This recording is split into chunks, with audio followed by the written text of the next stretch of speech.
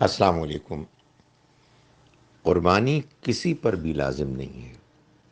قربانی ایک ایسی نفلی عبادت ہے جیسے اعتکاف، جیسے آپ کی نفل نمازیں، جیسے عمرہ وغیرہ وغیرہ۔ آپ کریں تو بہت اچھا ہے، آپ کو کرنا چاہیے اس لیے کہ یہ بہت اچھی بات ہے، لیکن آپ نہ کریں تو کوئی گناہ نہیں ہے۔ بلکہ شاید سب سے اچھی مثال اس کی لیلۃ القدر کی، رمضان کی آخری راتوں کی، طاق راتوں کی عبادت ہے۔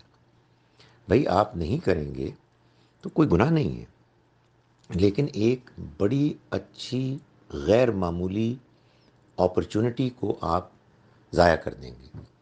سو یہ لازم نہیں ہے، اس کا چھوڑنا گناہ نہیں ہے۔ آپ کیجئے، کون کرے، کتنے لوگ کریں، یہ آپ پر چھوڑ دیا گیا ہے۔ کوئی ایک فرد کر لے خاندان میں تب بھی ٹھیک ہے، ایک سے زیادہ کریں تب بھی ٹھیک ہے۔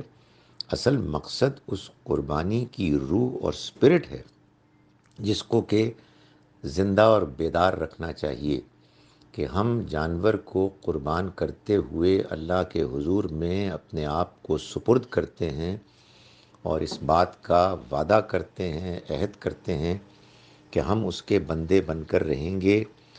ہماری جان، ہمارا مال، ہمارا وقت، سب کچھ اسی کے لیے ہے، اسی کی نظر ہے۔ ہم اپنی پوری جان اس کی نظر میں پیش کرنے کے لیے یہ ایک متبادل کے طور پر ہم جانور قربان کر رہے ہیں اپنے ان جذبات کے ساتھ۔ سو وہ کوئی ایک کرے، بہت سے کریں، کوئی بھی نہ کرے، یہ کوئی فرض اور غیر فرض کی بات نہیں ہو رہی۔ یہ اصل میں ایک مطلوب چیز ہے۔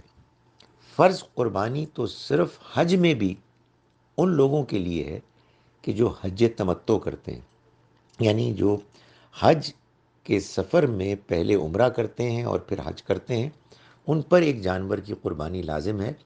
ورنہ اگر جو حج تمتع نہیں کر رہے تو ان پر بھی جانور کی قربانی لازم نہیں ہے۔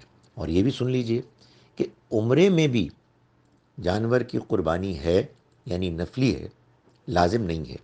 وہ نفلی اب اتنی نفلی بن گئی ہے کہ اکثر مسلمان اس کو بھول گئے ہیں۔